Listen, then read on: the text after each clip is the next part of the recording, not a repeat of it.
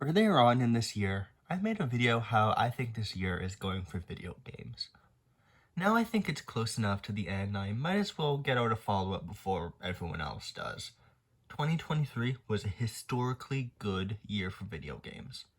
Numerous franchises were reinvented or just returned better than ever, and some of the games that came out this year I think will be remembered as classics for years to come. You know those memes that say something like, we never knew how good we were eating in 2007?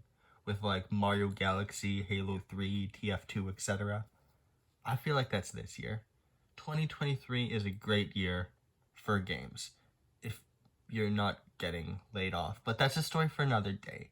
So I think I'd like to go over what games I enjoyed most this year, as well as some other things related to games this year, such as games that might have been disappointing, video game adaptations that came out this year, or the coveted Best Animal in a Video Game Award. Basically just a year in review for 2023 in the context of video games. So I'll start with what games I played that have come out this year, and there will probably be a lot of huge games I never played, so sorry, I guess. I don't know, I think it makes it more interesting, but if you really wanted to hear about Spider-Man 2 or something, sorry, I'm not getting a PS5. I'm gonna specifically leave out my two favorite games of this year, because those will come out at the end. Well, I mean, not that the games will come out, like, I'll talk about them at the end. Let's get into some of the games of this year. So I finally get to talk about Street Fighter 6. Street Fighter 6 is very exciting for me, because when it was first unveiled, it looked like it was actually going somewhere. A lot of ground was retreaded for this series in Street Fighter 4, which worked well, but then Street Fighter 5 did it again, and it just felt very meandering, lacking in direction in a number of ways. It just looked kind of boring too. The stages or characters aren't bad per se in Street Fighter 5, but everything about it just feels meh. So we needed Street Fighter 6 to do something, and yes, it's an absolute explosion of personality. Reinventions of franchises like this are going to be a theme for this video.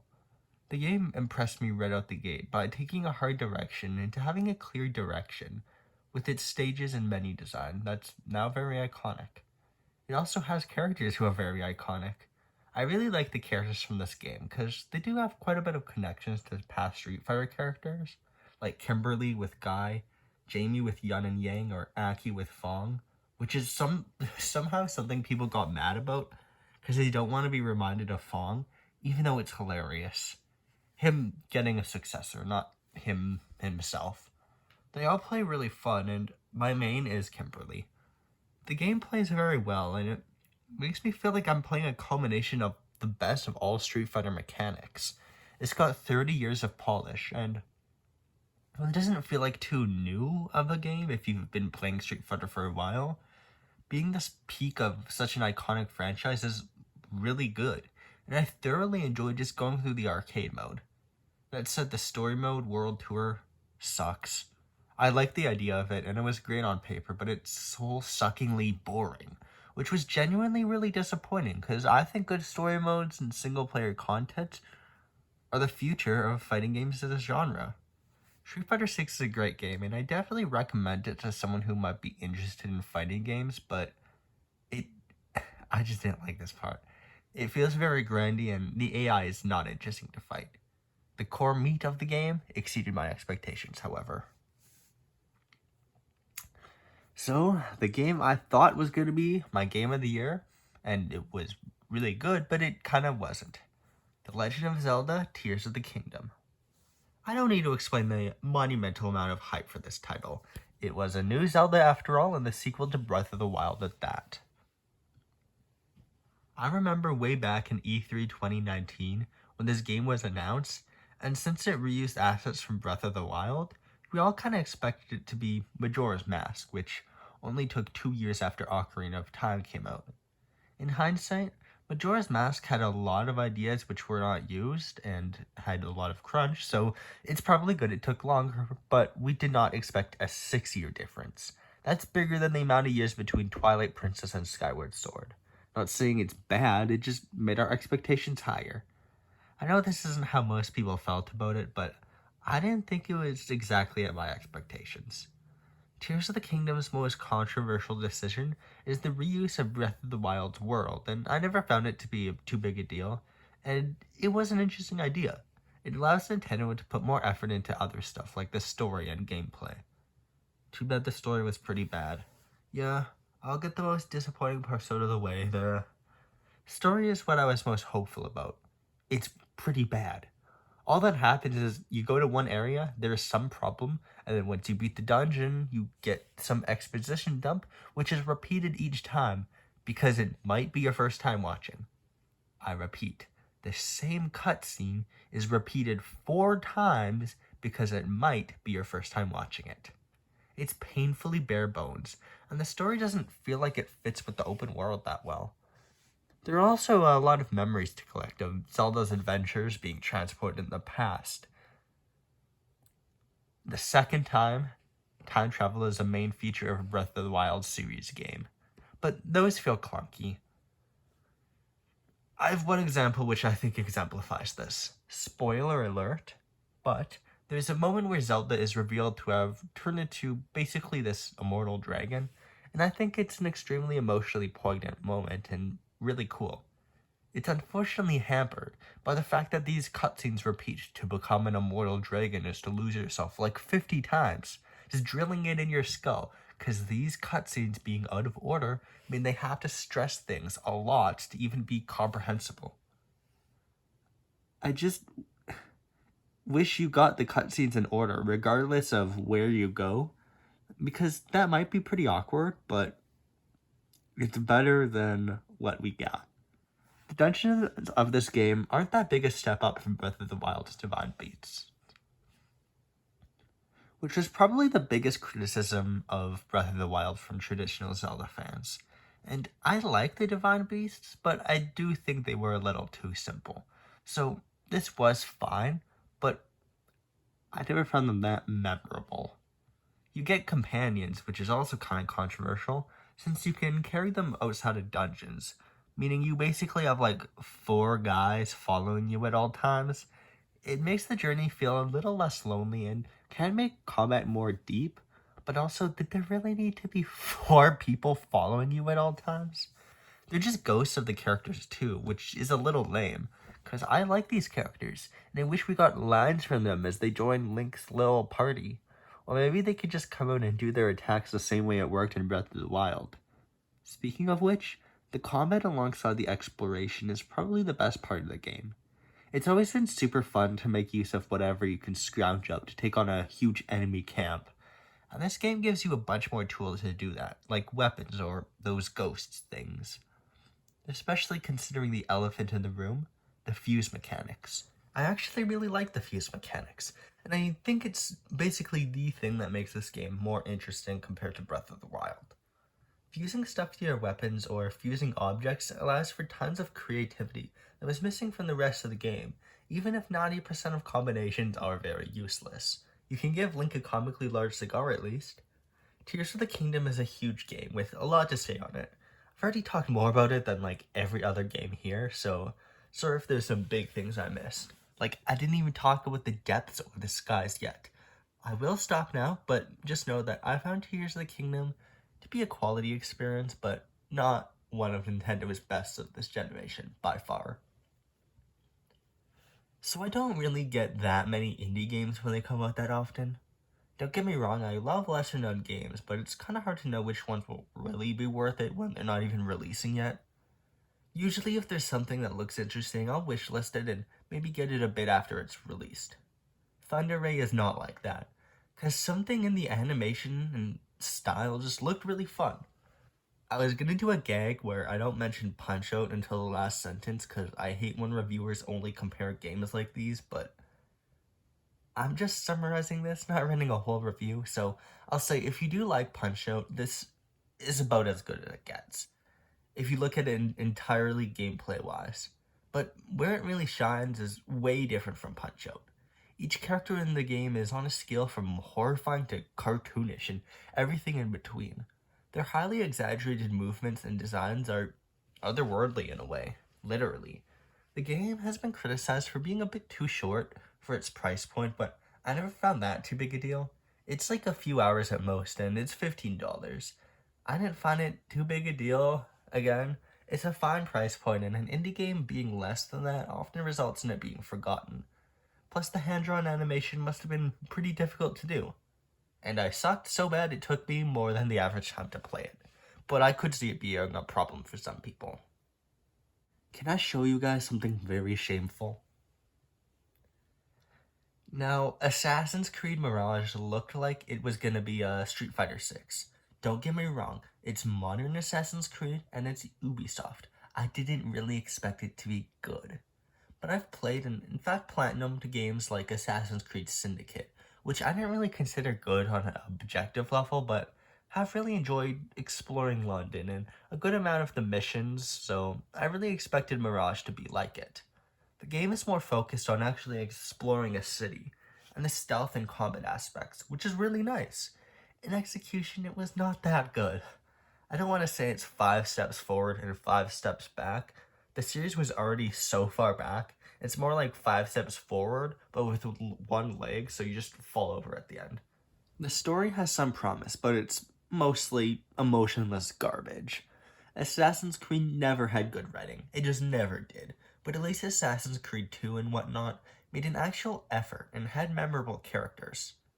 Thank God this game doesn't have an outside of the Animus plot too. The load times were actually completely unacceptable.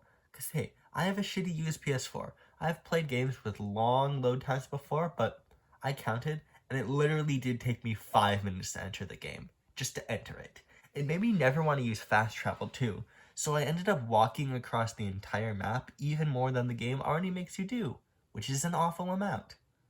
My expectation would be that this game is a guilty pleasure for me, and it kinda is. I guess I should explain why I have to platinum if I hate it so much. Well, first of all, no Assassin's Creed game is fun if you don't try to complete it. I just don't find them fun if you're not trying to get 100%, and have deliberately avoided games with online dependent trophies or ones that are just too ridiculous, which is why Assassin's Creed Syndicate is the one I played before. But also, when I just put on some dumb 4-hour YouTube videos, the game can be pretty satisfying to complete, and it does have some good qualities, even though it makes me kind of detached from the game in a way. I am doing other stuff all the time anyways. The combat is easily the worst I played of this series, and just feels terrible. Although it does kind of emphasize stealth a little bit more, but really? Like, really? Come on.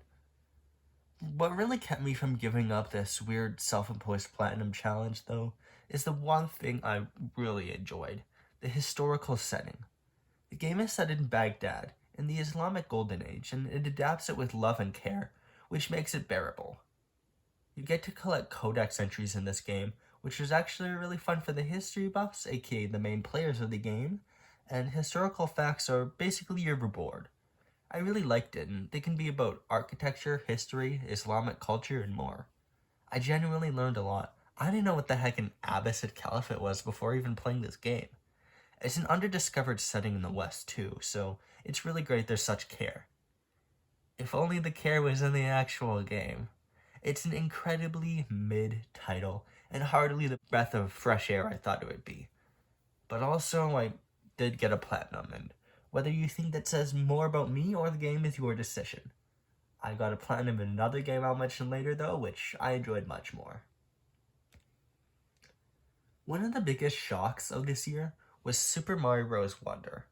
Do I need to explain in any way how big a deal it is that there's a new 2D Mario game for the first time in 10 years?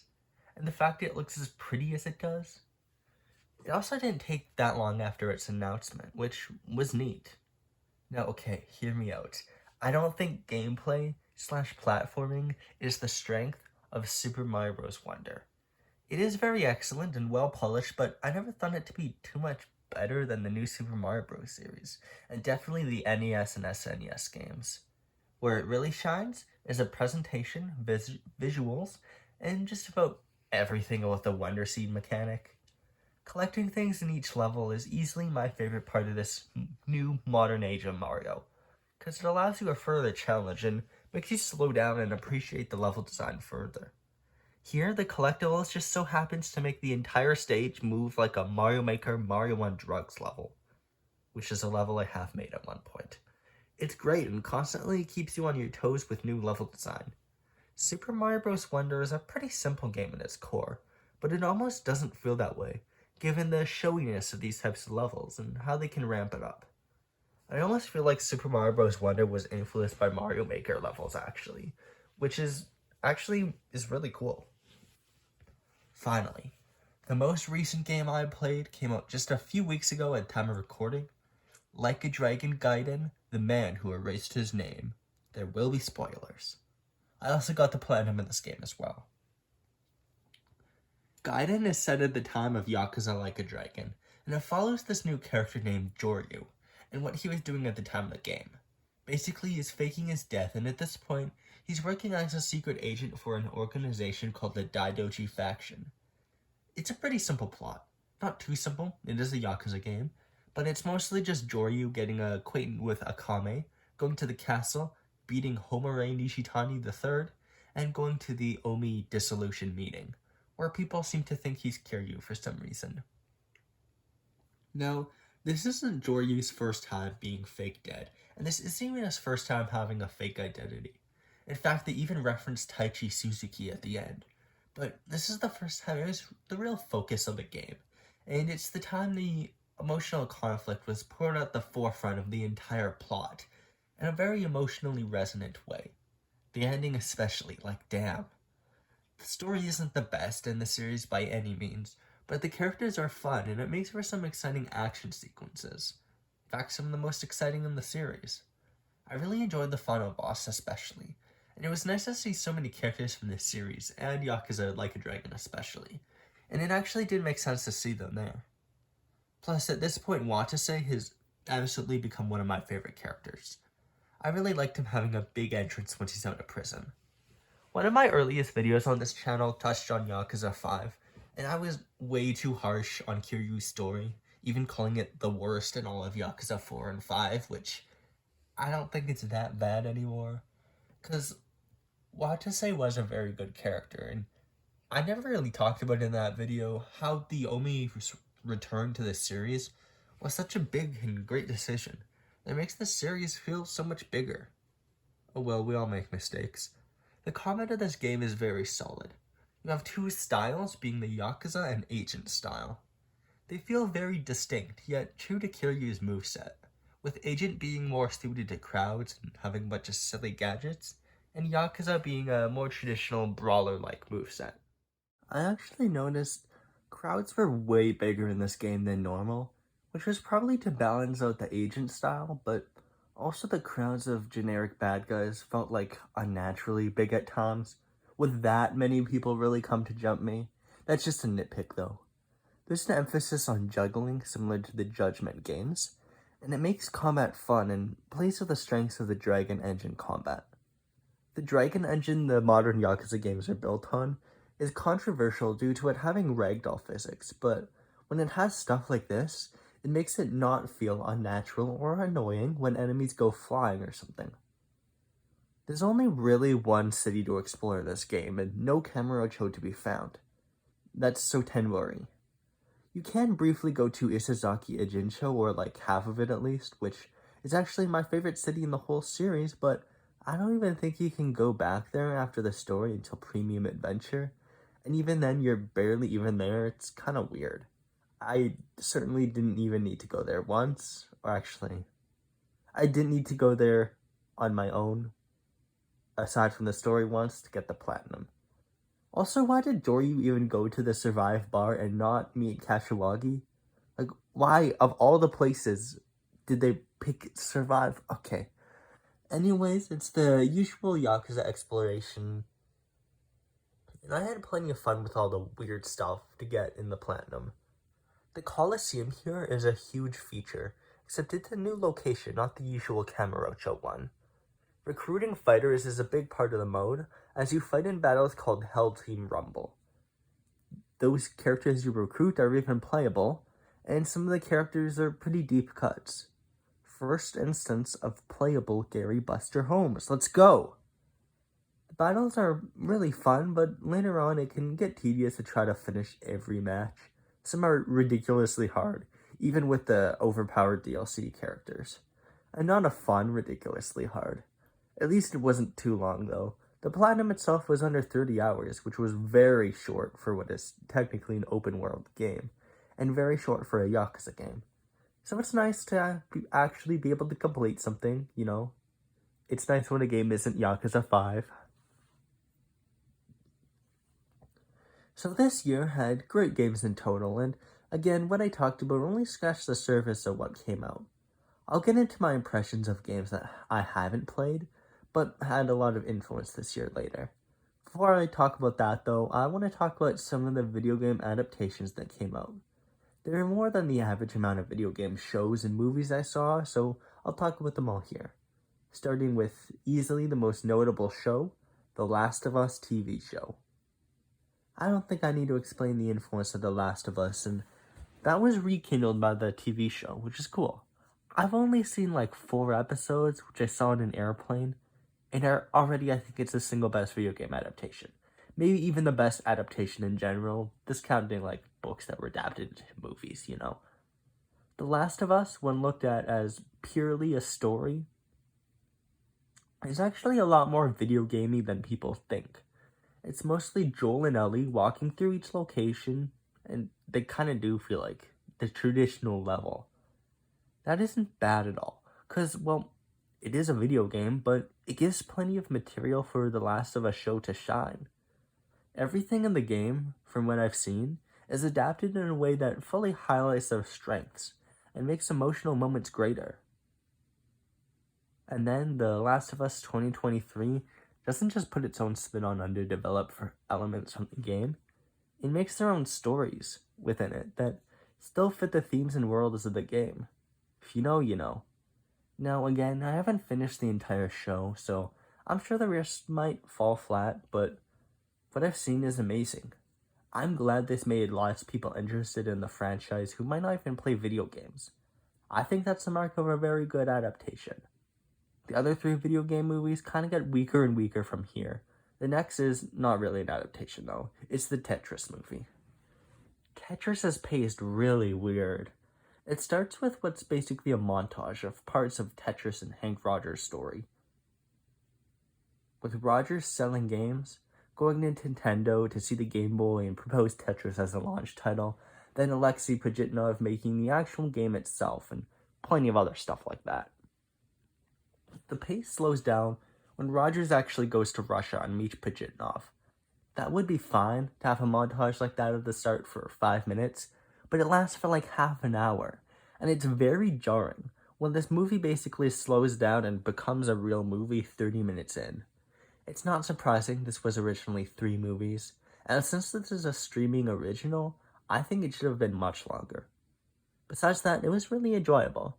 The best way I could describe it is a story of corporate intrigue, but really, really exaggerated and kind of a silly retelling.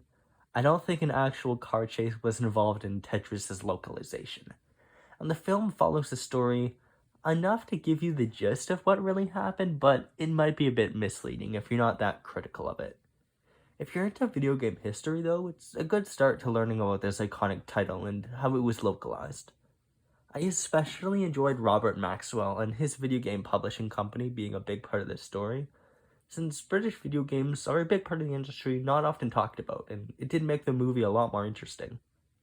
When I was watching it with my family, at the car chase scene, my dad joked that they would make the cars like pixelized, you know, like a video game, and I laughed at how stupid that would be, and then that exact thing happened 2 seconds later, so that was pretty funny. Well, one movie did in fact come out this year, and you might have heard of, is called the Mario movie. Super Mario Bros. The movie was decent enough. I would say the most interesting and worthwhile part of the film was just seeing how gorgeous the animation is. The music, well, you know, there is the infamous licensed music disaster, just ignoring that for a moment, and just things from Mario being adapted. It struck me as pretty strange that the Mario Bros. Origin story as 2 plumbers from Brooklyn is still preserved in adaptations like these. And the parts in New York feel like they pay tribute to not just the Mario series, not just Nintendo in general, but all the American adaptations of it of past, since, as far as I know, them being from Brooklyn wasn't actually a thing Nintendo decided. So that was really cool, actually. I'm happy enough with the personalities of each character, besides a few outliers like Cranky Kong. Whatever the hell was going on with Cranky Kong in this movie. Unexpectedly, Jack Black was a highlight. That said, as much as I appreciated the effort that went into things like that, the fact that the Mario movie did so unbelievably, ridiculously well is kind of worrying to me. The plot of this movie was like the sixth biggest priority of the movie. Nintendo put more effort into making the celebrity cast announcement and the Nintendo Direct coherent than they did for the movie. Don't get me wrong. Movie has a hero's journey. It has a 3-act story structure. It is functional as a movie, but it's really rough, with the plot being a series of loose threads tied together as they go from one place to another to showcase all the characters and Mario references they have, and it's just so rough. The script feels like a stream of consciousness writing. The way they're changing between locales so much, and it's not ideal. It feels like the first draft of the script, even for a kids' movie. One of those movies I enjoyed overall, but I could endlessly trail off the flaws if I really tried. Despicable Me is still Illumination's best movie. For 90% of video game adaptations in movie form, I'll find them dumb and objectively pretty bad, but fun and enjoyable enough if I'm willing to have a laugh. Because seeing something I like adapted is just really fun. That's what I felt about stuff like the Street Fighter movie, and it's what I expected of the FNAF movie. And yeah, for the most part, that's how I felt about the Five Nights at Freddy's movie, but I thought it was like especially flawed compared to other adaptations. The main appeal of this movie was really the community aspect. I've been interested in this series basically since it came out, and I remember being in 4th grade thinking about how they do a FNAF movie. You know, adapt the story of how the phone guy became the purple guy who kills kids, because that's how I thought the FNAF story went back then. I mean, that is kind of what happened, but anyways, I fully do think the FNAF movie was supposed to be referencing the purple guy's phone guy theory. Like, I fully believe that's what they're doing. Especially considering, you know who's in the movie. You know who's in the movie that relates to that theory. Anyways, seeing it in the theater with my friend definitely felt like a community event. Everyone was laughing, reacting to the movie more than I've ever seen before. This one dude was like 30 years old sitting next to me, explaining who MatPat was to his wife or something. I haven't seen so many people wearing pajama pants in one place at a time before, ever in my life. This movie feels like it was made specifically for the FNAF fandom. Not just people who have played the games before, the fandom itself. The movie was, that said, the movie was borderline a B-movie. I'm glad I had my experience watching it, and I really liked the characters and atmosphere of the pizza place, but the plot was even more paper thin than Mario. I don't want to get all cinema sins, but there are plot holes so big a child could see them, and it would be less distracting if there was a twerking Freddy Fazbear showing his Freddy Fazballs in the corner of the movie. Why was it never addressed that Mike's aunt died in his house? Especially with the legal battle thing, that'd be the perfect motive. Why did Mike never care about his babysitter? And why did she even want him out of his job in the first place when she needs money? Mike does confront Vanessa about this, but seriously, why did she not tell anyone she knows her father's a serial killer? Why did William Afton just kidnap someone in broad daylight? If you don't enjoy FNAF, there's not a chance in hell you'll enjoy this movie. A lot of people criticize this movie for not being that scary, but I think it was perfectly fine for the material. It's really about the amount of violence as a more tamer 80s slasher film, and it can definitely traumatize a kid, as it should. People usually single out that one scene with the animatronics making a fort, but that's kind of dumb. It's a scene of villains trying to make someone lower their guard, and that doesn't mean it's scary or lacking in tension. It definitely should have played into the fear in more psychological ways at the time, though. I think what makes FNAF so interesting is just the inherent strength animatronics have. They're hundreds of pounds and can kill you in like 2 seconds if they grab you. They're terrifying, and they exist in real life. But that's not really played into it all. Nor is the call the Ghost Children trying to have Mike's sister, whose name I forget, join them. That could have been a very good avenue to explore. The William Afton storyline was a huge disappointment. I wish we actually got to see the history of the pizza place or him in general, but no, he just shows up at the end, so they can have their I'll always come back sequel bait. I also don't like how Afton was in human form. Springtrap is an interesting character design because he's basically a human melted to an animatronic. You can literally see his flesh. But that wasn't really a thing. He was just wearing this suit as, like, Iron Man for some reason. And why the hell did they beat him by shining a light on a kid's drawing? And I'm gonna stop talking about this movie now. My point is, the experience watching it was fun, but this is like a dumb 80s slasher with somehow a looser plot. And I can enjoy it, but man, I just wish it was something more. I made a joke in the video before where I did an award for best animal in a video game, except it was super obviously the cat from Stray. I was excited because I think it would be funny for me to actually examine the pros and cons of a whole bunch of options for best animal in video games, but now it's super obviously Ochi from Pikmin 4. I mean, it's the only real option. Like, look at him. So I'm pleased to announce Ochi as the winner for Video Game Animal of the Year 2023. Hopefully, next year will be some real competition. I mean, Animal Well is probably coming out in 2024, so who knows. The year is packed as this one. I'm inevitably not going to be able to play a majority of releases. And there were tons of extremely influential games that released this year I never got to try, so I thought I'd highlight some I'm more interested in, or just have something interesting to say about. At least I think it's interesting. I'll just fire through them real quick, because there's only so much you can say about games you never played. First off, though, I want to say I don't have much interest in this game at all, but the Game Awards are a hot topic now, and can we all agree Baldur's Gate 3 needs to win Game of the Year? Like, maybe I shouldn't say this, I haven't even played it, but come on. That's what needs to be right. What, like Tears of the Kingdom's gonna get it? Resident Evil 4 Remake is a game that came out early this year, and I was firmly in a what really, this does not need to exist camp. And kinda still am. Resident Evil 4 is one of the most polished games in existence, and there are other games like Code Veronica which really need a remake much more. But after seeing some more footage and the way RE4 veterans were still able to find a fresh experience of this game, it's like, this game's existence is confusing, I won't deny that, but once I look at this like a separate take on Resident Evil 4 instead of what's supposed to be an upgrade, it seems like a worthwhile experience, and I admire the way they changed the game.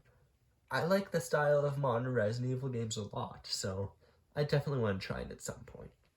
Metroid Prime Remastered is another thing I was apprehensive about, mostly because it just feels frustrating when they do this and don't re-release any other Prime games. That's not really this game's fault though, and the visuals and improvements are impressive. It's clear this remaster was done with tons of care. I've played Metroid Prime a few times and I feel like I have absolutely no motivation to do it again when there are technically three games in the series I never played, but one day I'll get it if I feel like it when I'm more familiar with the series. Cyberpunk 2077 got a little redemption arc with the Phantom Liberty expansion pack, and it's really coming off the heels of the excellent Cyberpunk Edge Runner show too, which is getting people interested in the Cyberpunk IP in general. I know this is what everyone is saying, but yes, I think we should acknowledge CD Projekt still lied. They still did awful and shitty things. It's very funny how they basically made non-functional ports to console, but I don't think that means it's wrong to be happy about this. Cyberpunk is an interesting world in IP, and I mean, I like to see it not sucking. Sea of Stars is a game that people are talking about a lot, and it looks really good. People are comparing it to Chrono Trigger, despite its name sounding like a certain other 90s RPG, so I kind of feel obligated to play it because of that. I love Chrono Trigger a lot, and I kind of feel like it's tied to my online identity in certain places, if you know, so I want to try it eventually for sure. I've heard it as a slow start, and I have a whole video on why I feel apprehensive about most RPGs, but it does look like one of the good ones, if you will. Last summer, I finally finished the first Dark Souls for the first time. And in the year and a half since, I was so hooked, I played most of Bloodborne, Dark Souls 3, and a bit of Dark Souls 2 before my disc broke. I also remember playing Dark Souls when people were talking about the future release Armored Core 6. This might be controversial when put like this, but the thing about Miyazaki and the Dark Souls, Bloodborne, Sekiro, and Elden Rings is that, well, they're always innovating, but their innovation is within their own genre. Bloodborne refined the Dark Souls formula, Sekiro added a bigger story, Elden Ring has a whole open world, but they're all the same type of game, a Soulsborne Echo Ring. That's not bad by any means, because not every company needs to be some harbinger of progress in their genre, as long as they make damn fine games people like. But From Software has some brilliant minds, and a fairly big budget, so I do start to wonder what they could make with some newer ideas. Then, Armored Core 6 comes along, and suddenly this new FromSoft, the one that made Bloodborne and Elden Ring, can do something wildly different with their mech fighter game. I'm gonna be honest, I don't think Armored Core 6 is necessarily blowing people away. I'm sure it's great, but what it mostly is a message, a proof of concept. That FromSoft isn't bound to the formula of their most successful titles anymore. It makes me optimistic for this company's future. Finally, the last game I want to talk about in this section is Alan Wake 2. This released about a month before the Game Awards, and then took nominations for an absolutely absurd amount of categories. The only thing I really know about it is that it looks really cool, and it's apparently really, really good. I'm very excited to try this game.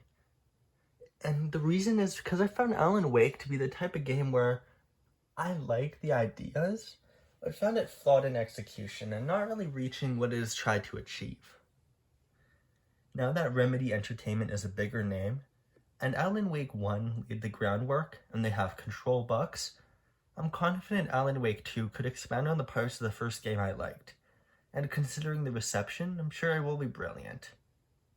I do have a video where I go more in depth with my thoughts on the first Alan Wake, so if you're interested, open up a new tab and watch every single one of my videos until you find the one that it is. Good luck. I just want to acknowledge an achievement made in video games this year. It happens every year, pretty much, but we got a new addition to the Wikipedia article for notable video games with negative reception. I just really like this article. It has your classics like E.T., Hotel Mario, Bubsy 3D, Sonic 06, but it is updated regularly. So Babylon's Fall, Balan Wonderworld, GTA Trilogy Definitive Edition go where they deserve, and bad games are just hilarious in general. This year, the famous Lord of the Rings Gollum came out, and it got a spot on there, which is very funny. There's some sadness just inherent to its existence. It's not a AAA title by any means, and it's not an indie game, but it is a smaller company, not some crunch-ridden AAA game dev that we know of, or big developers with heads up their asses. So I don't think we should be that critical of it, but come on, it's a fucking Gollum game. There's an argue with Gollum mechanic. The entire game is just being a little slave bitch gremlin creature. I don't think a Gollum game was inherently a bad idea, because honestly, when I first heard of the game, I said, hey, it takes confidence to make an idea that stupid work, but no. It's just a sad, glitchy game about being a little slave. I thought it would at least have, simulator elements as you, catch fish, I don't know. It's definitely funny enough for me to pick up when it's inevitably going to be $5 in some bargain bin someday. This game didn't come out this year, but I'm also surprised Popeye isn't on that Wikipedia article. But one game that did release is Skull Island Rise of Kong. That one's hilarious. It is confirmed to have bad crunch, so it's okay to make fun of. Now, I don't want to waste brain space, breath, YouTube server costs, and internet storage talking about Forspoken, so I'm going to stop talking about bad games in 2023 now. Before I move on to my 2 best games of the year, though, I want to look ahead and talk about some games set to release in 2024, or ones that have grabbed my interest. It feels a bit strange, because because I think 2024 is gonna be a great year for video games, but it just so happened to come out after one of the best years in the industry in years. Probably since 2017, actually. So it doesn't look like we're getting an absurd amount of titles as 2023, but there looks to be plenty of quality. I'll talk about them. Again, I'll sort of be doing a speed round here. The Prince of Persia is getting a new game, and it looks decent enough. It has its own style to it, and I'm not that familiar with the Prince of Persia games, but it does seem to be taking more inspiration from actual Persian mythology. And yeah, it looks to be pretty fun. Oh god, am I trusting Ubisoft again? In all seriousness, people seem to be weirdly angry at it, because gamers are terrible, and will complain you didn't make the game they wanted, even if you just do something slightly original with your series, and they probably don't even know Prince of Persia started as a platformer. You guys are getting a Sands of Time remake, okay? Let people who like new things and not rehashes of old stuff in a series that's been rebooted 40 times have fun already, please.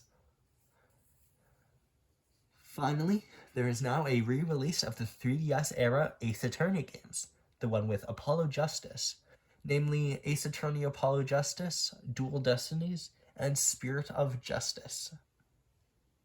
So, that's my second favorite game in the franchise, followed by the two weakest. Honestly, I don't even feel anything about this, because it's sad this even exists. At the time of writing, if you want to play Dual Destinies or Spirit of Justice here in the West, too bad, they don't have physical releases, so if you want to play them legally, they're just dead, non-existent anymore.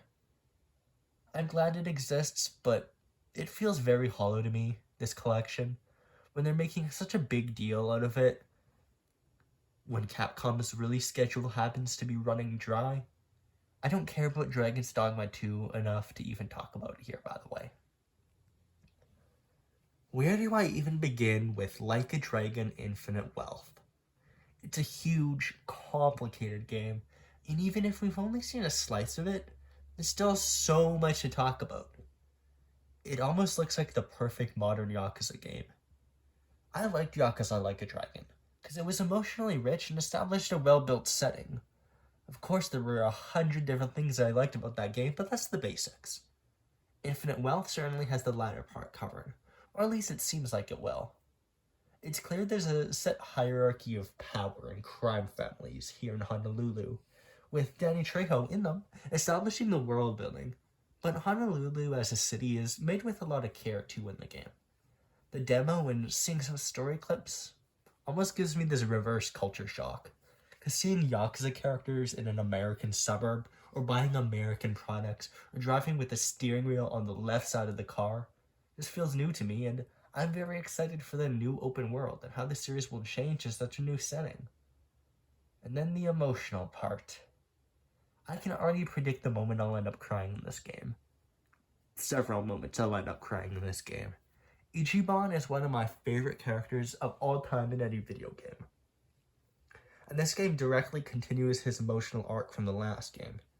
It's really cool that his journey basically parallels his favorite game, Dragon Quest V. It could be a coincidence, but Dragon Quest V has its hero enslaved for years, similar to Ichiban's imprisonment, and then once he's out, he goes on a quest to look for his mother, like what's happening in this game. He even gets married, like what Ichiban wants to do.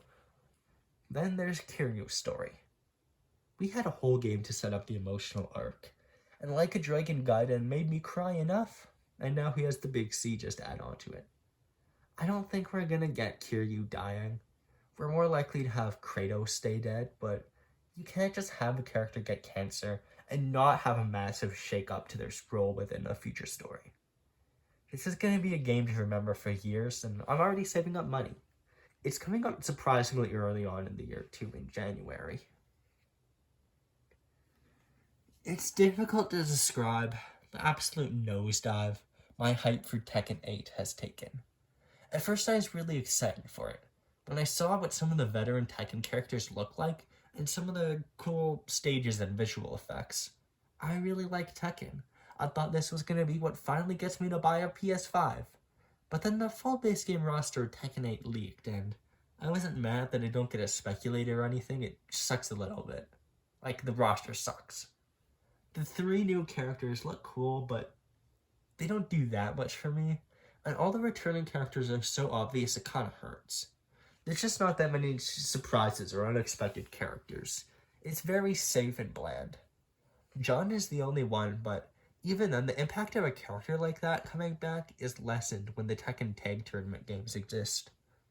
I just struggle to see what makes this game different from Tekken 7 in any meaningful way. Sure, the designs are different, and yeah, I've taken quite a liking to some of the newer designs. The game does look to have more visual effects and whatnot, but it still just looks like Tekken 7, with more old-looking men to me. Probably the most memorable part of the roster is who isn't in it. 2 big omissions being Heihachi Mishima and Eddie Gordo. Heihachi I like. It's nice bit of storytelling through a character roster, since he did die in the last game, and I hope there's some permanence in that decision, even though it's Tekken. That won't happen. I'm fully on board with the idea of Reina, by the way. Eddie is fine to me, but he's just been shafted so much, I wish another character could not return. I don't think Harada hates Eddie or anything, but a fan of the character could definitely get that impression after he's been replaced by Christy so many times, and everything with Lucky Chloe. Apparently Harada had to tell people, hey, don't make death threats for Eddie not returning though, so that's funny in a dark sort of way. So, sorry Tekken 8, you look fun, but it's just too safe for me to have any particular interest in the game. Also, the PS5 is a joke of a machine and not a real game console. Recently, this game called Arzette, the Jewel of Faramore was announced, and it's a clear callback to the Legend of Zelda games on CDI, even hiring some of its voice actors again.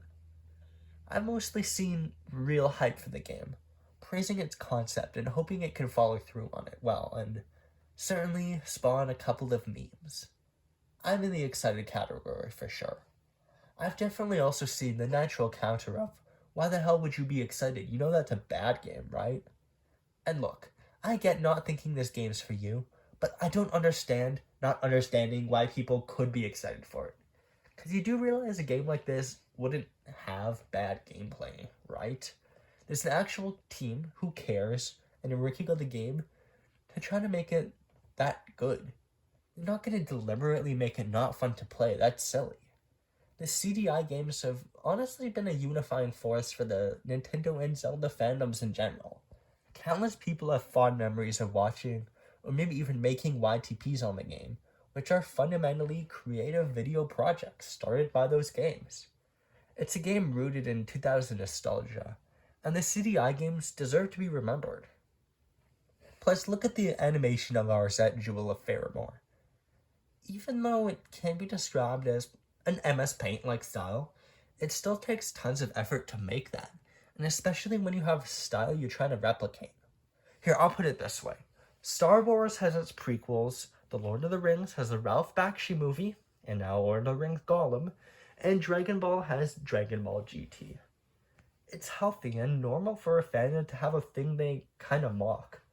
Even though most jokes about it will end with, we don't talk about this, or I wish this didn't exist, it's still a unifying force, and it deserves to be remembered.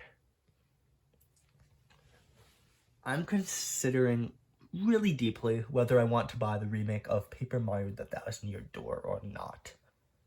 I never mention it, but I definitely want to play the Super Mario RPG remake at some point, and I really like the way this game looks, but I don't know if I'll still be interested in this, or if I'll just emulate the original at some point. Okay, this is extremely terminally online, unproductive stuff, but I wish it was more of that classic chapter book aesthetic rather than the papercraft look. I'm glad this thing exists for Thousand Year Door fans, though. Mario has been maybe getting a little too many full-price remakes as of late, though. I will admit that. Finally, I never played a single goddamn Shantae game in my life, but I do want to talk about Shantae Advance Risky Revolution, because it's just cool that it exists. It's basically the second game in the franchise that was cancelled, and a lot of its ideas were repurposed, so I think it's just neat to see, and That's all I really want to say on it. It's a cool narrative around the game, which I kind of care about more than the game. It does some things that, if they were on the GBA, would really have pushed the hardware and look really pretty, but also some stuff that just flat out impossible. It's slightly lame they didn't commit fully to the pixel look with the menus and character art. That's all I can really say on it. Finally, we are here. My 2 best games of 2023. You're probably wondering why I have 2 of them, and that's because my answer on what my favorite game this year was entirely depends on whether you count remakes or not. Mind you, that's remakes that are barely different from their original release at all. If you do, then my winner is Like a Dragon Ishin. It's sad to see the remake of Like a Dragon Ishin, aka Like a Dragon Ishin Kiwami, was mostly swept out of the way in favor of the other 2 Yakuza games announced alongside it, the ones I talked about already. It's a shame, because it's an amazing game. Right off the bat, the concept is so batshit insane, you have to admire it. It tells a real historical tale, one that is intrinsically tied to Japan's creation as a modern nation, with characters from the Yakuza series, or at least characters with the same faces and similar personalities to them. Kiryu gets to be real-life historical figure Sakamoto Ryoma. I like to imagine that this game is canon, and Kiryu has just always happened to look like a historical figure. Anyways, that concept lets Yakuza play differently, and explore a new setting and themes. When this game wasn't localized, I always assumed it was some crime drama about the Yakuza, just set in the olden days. But no, that's not really the focus of the story. Instead, it's some magic school bus history lesson starring Kiryu. You love to see it. This also gives an opportunity for beloved characters to make a kind of soft return for one more game, and seeing characters in new situations, or playing the role of a compelling character, it's a type of satisfying that's difficult to describe. Like, everyone likes Mine. He's finally back. Ryuji Goda gets to come back in zombie spin-offs and weird stuff like that, but Mine doesn't get that until now. Well, Andre is alive now. Mine died, sacrificing himself to kill Andre, so, you know. Anyways, the story is deep and complex, with tons of characters, and since it's quite clearly a one-off, the writing for each character feels much more deep and definitive than most Yakuza games. Characters have arcs, and there's much more of a sense of finality than the series with 9 mainline entries. Ishin actually has some of the best written characters in the series. Characters also die much more often than the main series, and that's saying a lot. Ryoma actually has a love interest he ends up with at the end too. After the excellent final long battle in boss, the story and writing does get a weirdly patriotic. Ryoma has a random speech about the future of his people. Jeez, wonder why it took so long for this to get localized. That was kind of out of pocket, but that's a minor gripe. Guys, so I should talk about the actual combat. I can assure you that part is excellent. There are 4 styles which give a distinctive feel to the Yakuza combat. Brawler, Wild Dancer, and Gunman all have a more traditional, chaotic style, but Swordsman is more suited to slower one-on-one duels, of which there are many, because this game is packed with bosses, and they're all very challenging. Yeah, that's one of the more controversial aspects of this game, because boss battles are long, challenging, and have discouraged a lot of people. The challenge of them is emphasized much more than any other Yakuza game, and a lot of people don't like it. To which I have to say, damn, sucks to be you, but maybe you should try not sucking. This game's bosses are difficult, and require a lot of precision and plenty of deaths, but are very satisfying to overcome, and require lots of patience from the player. The other, most controversial element is the trooper card mechanic. That being cards of characters who can use abilities to help you out in battles. Stuff like a big laser beam or light healing. People have complained that there are big, obnoxious, bright character portraits in the corner of the screen in every battle. Yeah, I get that, but I never found it too big a deal personally. And the abilities you use might seem bizarre, but the bosses basically get those anyways, and it's not that different from the concept of heat in general. Bosses randomly getting reddish fire around them is a mainstay of the franchise, really. There's also the fact that some of these trooper cards are famous celebrities or streamers that are fans of the series, and that's like genuinely pissed people off for some reason. If you're genuinely angry about a cat girl being in a game about Japanese history, I think you need to step back and re-examine yourself. Like a Dragon's Ishin tight and precise yet chaotic combat, emotional story, and great character and world design solidifies it as the best new game experience I've had that released this year. Except, well, the game first released in 2014, and this version barely has anything different between it. I'd call it more of a remaster than a remake. This is the first time when it came in the West, though, and never mind. I'll get another game that isn't a remake. My more original game of the year for 2023 is Pizza Tower. When I first made that video on what games I think had the potential to be good in 2023, I had a section on games that had already released at that point. It was in February, so there wasn't that much to work with, but one notable one was Pizza Tower. So I talked about it, and man, I was so ahead of the curve there, because I hadn't seen a single person talk about this game before in a video, and afterwards it absolutely blew up. It got an IGN review, Donkey played it, and now it's nominated for Best Debut Indie Game. So when I talked about it, I did it in such a general way, saying the same thing everyone's heard about now. It's Wario Land and Sonic put together. And now I don't even know what to say on it. This game's design is so intricate, it's been described almost endlessly. There are tons of branching paths or secrets in each level, which make this game stick in your mind and maybe even motivate you to pursue perfection. There's just a smattering of all sorts of ideas. You play like a rubber ball, bouncing with all the gravity and inertia removed, yet it all works as a seamless package. The fact that this is the company's first game is surprising. Not just because of its quality, not even because of its polish or the amount of features, because it expertly knows the way people play games, how people think, how someone looks for secrets, and how to balance the chaos and franticness with just a fun time. The classic Sonic games have often been compared to Pizza Tower. Those games are known for pioneering a style of gameplay, where slow platforming is prevalent and faster sections are essentially a reward for doing them. Pizza Tower is comparable to this, but its platforming sections are way more seamless with the faster bits. There's not that clear division. Platforming sections might take the form of puzzle solving or transformations, so you don't need to slow down for them and can focus on fun. And who doesn't like breaking a game with a parry move? I thought this was going to be a short 10-minute video, but it's clear now that this is not.